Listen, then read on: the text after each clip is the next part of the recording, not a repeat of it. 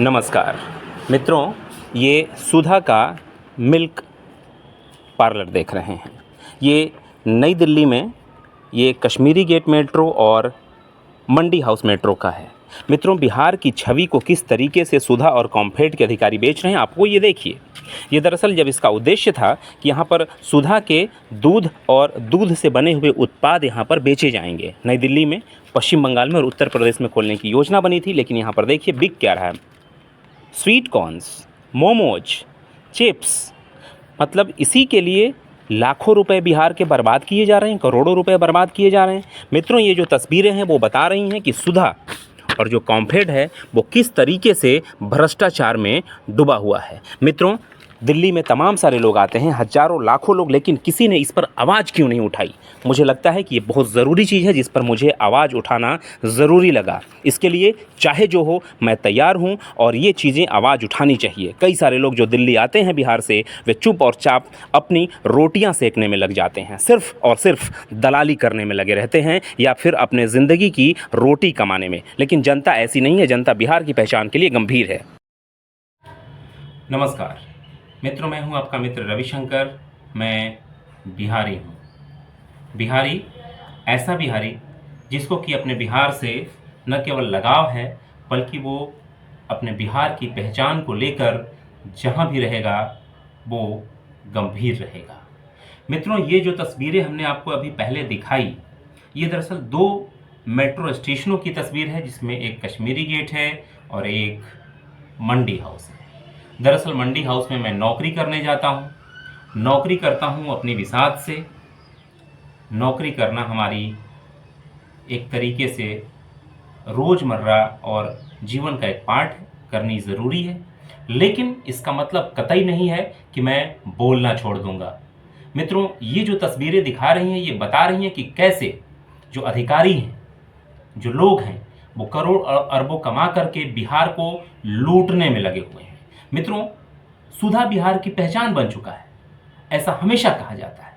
लेकिन जो सुधा बिहार की पहचान बन चुका है, वो बिहार की पहचान के साथ ऐसा खिलवाड़ क्यों कर रहा है। अगर आप दूध नहीं बेच सकते हैं, दूध के उत्पाद नहीं बेच सकते हैं, तो आप मोमोज और चाइनीज और ये पेटीज बेचने के लिए आप ये लाखों करोड़ों रुपए जो जनता के हैं वो क्यों खर्च कर रहे हैं। मित्रों, आपको याद होगा कि पिछले साल जुलाई में 14 या 15 तारीख संभवतः तिथि रही होगी 2023 में, जब सुधा, जिसको कि आप कॉम्फेड से जानते हैं, तो उस समय एक बैठक होती है, कॉम्फेड निदेशक परिषद की बैठक हुई थी। दिन था शुक्रवार, आप डेट देख लीजिएगा, 14 या 15 जुलाई होगा। 102वीं बैठक का निर्णय हुआ कि दिल्ली मेट्रो और दिल्ली एयरपोर्ट पर सुधा के बूथ खोले जाएंगे। मित्रों, उसके साथ साथ उत्तर प्रदेश और बंगाल में भी सुधा के बूथ खोलने को लेकर के सहमति बनी थी। तत्कालीन समय में जो कॉम्फेड की अध्यक्ष थीं, शायद अभी भी हों, एन विजयलक्ष्मी, बहुत तेज तर्रार आईएएस मानी जाती हैं। उनके पति भी आईएएस हैं। मित्रों, तमाम सारे उन्होंने ढोल पीटे, ढोल ढोल, और उन्होंने बताया कि दूध संग्रहण में एक दिन में जो बिहार राज्य है वो 9वें स्थान से 6ठे स्थान पर आ गया। साहब, बहुत बढ़िया, बधाई हो, ताली। मित्रों, बिहार में उन्होंने ये भी बताया कि 4568 महिला समितियां हैं। पशुपालकों को चारा का बढ़ावा देने के लिए एफपीओ के लगातार बढ़ाने की बात की जा रही थी। और सबसे बड़ी चीज कि मुख्यमंत्री नीतीश कुमार के 7 निश्चय 2 के तहत दूध संग्रहण और ये जो विक्रय तंत्र का विकास है, ये बहुत महत्वपूर्ण मुद्दा है। 7 निश्चय का मुख्यमंत्री नीतीश कुमार, तो मुख्यमंत्री नीतीश कुमार के 7 निश्चय को किस तरीके से जो कॉम्फेड के अधिकारी हैं उसको हलाल कर रहे हैं, उस 7 निश्चय को एक तरीके से मटिया मेट कर रहे हैं। आप ये तस्वीर देखिए। अगर आप सुधा का बूथ खोल रहे हैं और बूथ में आप पेटीज बेच रहे हैं, चाइनीज बेच रहे हैं, मोमोज बेच रहे हैं, चिप्स बेच रहे हैं, इसी के लिए सुधा का बूथ आपने खोला था। मित्रों, मैं उन पत्रकारों में से नहीं हूं जो बिहार की धरती छोड़ते ही दिल्ली में आकर के दलाली करने लगते हैं, हलाला करने लगते हैं। 10 तरह की परेशानियां हैं उनके साथ। वो अपने आप को वो जीना छोड़ चुके हैं। उनके साथ मैं इस बात को बहुत गुस्से में कह रहा हूं कि उनके साथ उनकी मतलब कोई सच्चाई है ही नहीं। वो चाहते हैं सिर्फ फायदा लेना, जहां उनको फायदा मिला, चाहे वो किसी न्यूज चैनल में हो, किसी अखबार में, उनको कोई फर्क नहीं पड़ता। इन तमाम सारे जो बिहारी पत्रकार हैं, क्या इनको ये नजर नहीं आता है? सुधा का बूथ अगर यहां पर अगर वो खुला है दिल्ली में, तो उसमें सुधा के उत्पाद होने चाहिए ना, हमारे बिहार की पहचान होनी चाहिए।